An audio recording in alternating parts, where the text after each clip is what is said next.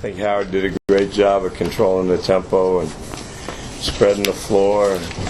I read in the program his guys were 6'8", 6'8", 6'8". When I shook their hands, they're 6'5", 6'6". So, but I thought he did a wonderful job. I spent some time with him this summer, and it was really neat.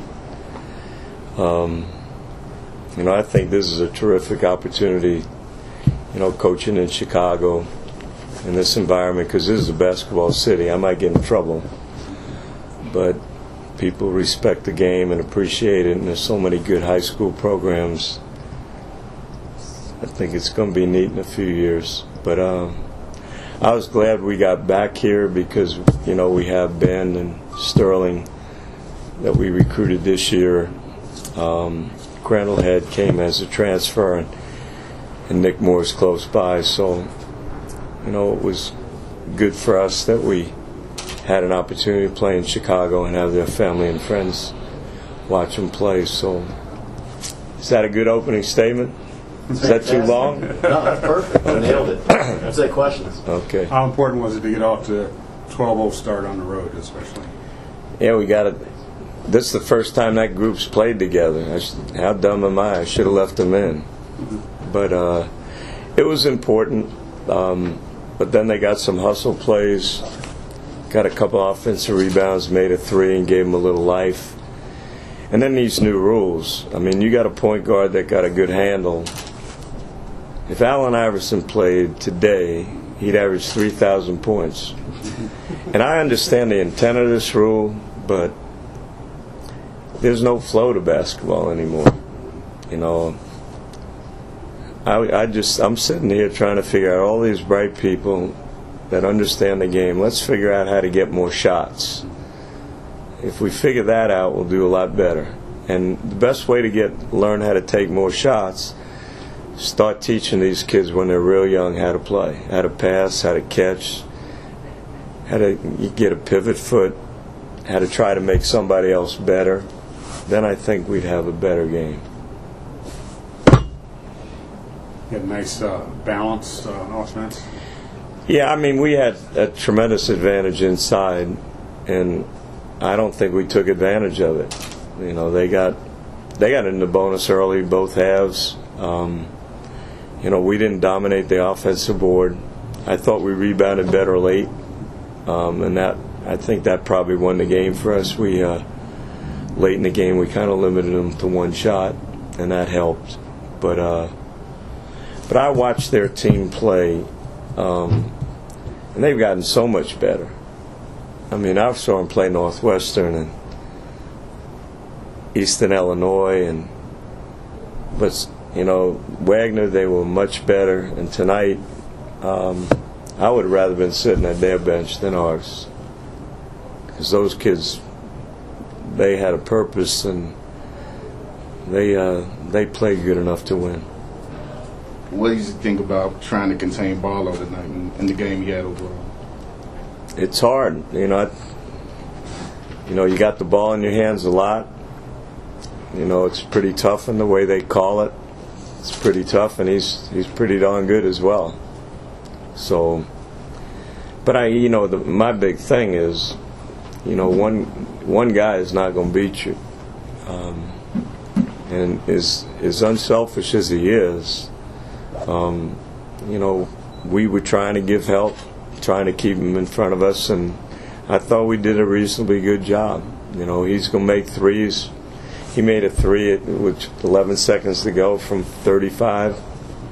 Just got to congratulate him. But I think all in all, we did as well as you could against him. You're still doing this? Do you love this game as much as you did 25, 30, 35 years ago? Well, I haven't worked yet, so from that standpoint, I like practice. I don't like games. Kids now are worrying about playing time. They all have their bags packed going in the NBA, and I'm trying to, I got to play for John McClendon, Mr. Iba, Dean Smith, Frank McGuire, Pete Newell, Alex Hannum. They all had this value system about playing the right way, sharing the ball, defending, respecting your teammates, earn the right to play. It's not something that's given to you. So I enjoy being around young coaches. I enjoy being around young kids that want to get better. I love the practice environment. Games, unfortunately, we got a lot of kids that deserve to play, and a lot of them don't handle it well if they don't get to play, and that's kind of frustrating a little bit. That's the only thing. But otherwise, I'm like stealing right now. Time for one last question, guys. Happy holiday, and All right, thank you. Thanks very much. Well, the thing that stands out is that you can't spot a good, talented, defensive-minded team like that. 12 points to start the game, and our guys came out a little, shell-shocked to say the least. And I thought we were just a little slow in getting into a rhythm. Our cuts were late and slow. We didn't get into our offense crisp enough, and then they got going with some offensive putbacks and some transition points, and we just kind of got off to a slow start, and it really hurt us. And so again, spotting a team that talented, 12 points was disappointing, and it hurt us. But I was pleased with the way my guys fought back, and they didn't put their heads down and say, "Here we go again." They dug in and got stops, and they attacked, and then we started going. Obviously, Kelsey made some shots, which made everyone else loosen up a little bit, and we were able to get into a little bit of a rhythm offensively, and then we were able to get some stops defensively because they had to play against our set defense after they're taking the ball out of the net. So that helped us change the tempo a little bit to end the half on a better note. But the second half, we made some miscues defensively. Nick Moore is a heck of a player. Made some big shots when they needed it, and they were able to pull away with a victory. Questions? They really sort of exploited you guys, especially inside early. You just didn't have a Well, matchup. they're long. They're long. They're athletic. Morero was the number one player at JUCO playing the country for a reason. And he is a terror. But no one hurt us in particular. It was just spread out so well. I thought we did a decent job on their bigs in the first half, but when you're giving up offensive putbacks, that's difficult. But as far as throwing the ball inside, they got some opportunistic shots in the waning moments of the game, and that cost us and got us in some foul trouble. But again, I like the way our guys fought, and that's what you have to do. But when you're in a hole like that, it's very difficult to come back from that. I think it's going to help you down the road, Coach, because you were right there. You were down by 4 late in the second half, and you missed 2 bunnies right up under the basket. Missed that would have put you right there. No question. We missed eight layups in the game, and it goes back to what happened in Northwestern. We missed. I think we missed 8 or 10 in the first half of the Northwestern game, and then all of a sudden they're hitting threes, and those are 5-point swings, in the first half, and then you're in a huge hole. But I thought Kelsey did a good job of keeping his head up and attacking and trying to find teammates. And once he drew the defense, he did a good job of finding guys. And unfortunately, we didn't make some of those. And there was some threes that we missed as well that were open. But we got to get guys to step up. We're not a one-man team. Let me just say that right off the bat. This kid has been playing his tail off. He's getting healthy again, and he's starting to get the rust off of being off for a year and a half. But we're more than what we've shown defensively and offensively. We're a better team than what we've shown, and we've just got to keep working on it. We're putting the freshmen on the fast track, and they just got to learn on the fly. I told them that's just how it is. You guys are out of the skillet in the fire, and they gotta figure it out, and they gotta go. But I told our guys, and I called out Hayden and I called out Mark Brown, 2 of my leaders, and the other 2 of my 3 captains. You guys got to step up.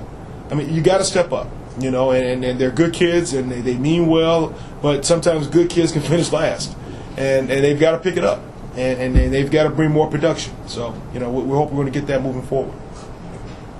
Kelsey, how do you feel you can get the other guys more involved in the offense, and you're going to attract even more defensive attention as you continue to score like this?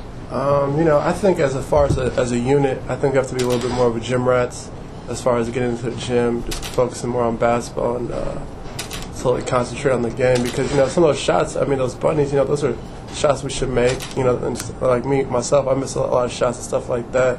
So I think if we focus more than practice and more than just like our free throw club and work on our game a little bit more, those shots will start to fall offensively from a scoring standpoint. So I can say that as far as offense. Kelsey, talk about the team's overall improvement since the Northwestern game.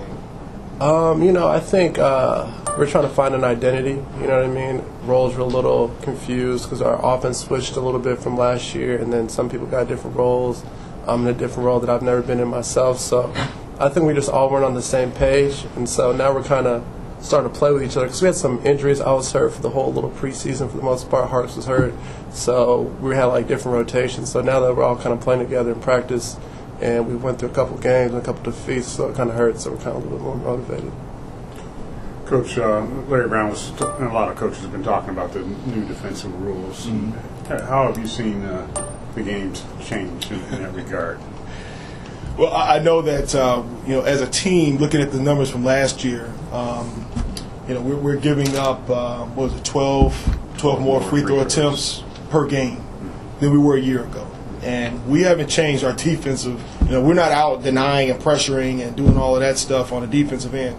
We're doing the same defensive principles and philosophy that we've had since I've been here. And all of a sudden, teams are shooting 12 more free throws a game. Now, I'm not going to criticize and get into the whole logistics of why, but I'm just saying. It's amazing. But I don't think that was much of a factor today. I thought the officiating was very solid. I think we got a fair whistle. I always think we get a fair whistle. But the new rules does change the way people play. It changes your mindset as a player of do you take a charge or do you get out of the way or do you try to block a shot. And that's hurt my bigs, to be honest, because they're not sure if they should stay in there and try to take a charge. And it's come back to haunt us when the secondary defender comes over and we're not getting those charges that we were a year ago. And that's kind of hurt us a little bit. Of course, the other concern is that winning here at home, which is something you guys. Well, I think we'll get that back. We've put the schedule together to challenge us. We've definitely been challenged. It's disappointing to lose at home, but I think the main thing is we're getting improvement from our guys, and we have to keep doing that, whether we're on the road, neutral site, or home. And we're trying to prepare for conference. That's our main thing. Hopefully we can get this turned around by the time conference comes. We got a long time. We're going to go on the road a little bit, even though going up to Rogers Park isn't far, but going into a different environment seems to calm us a little bit.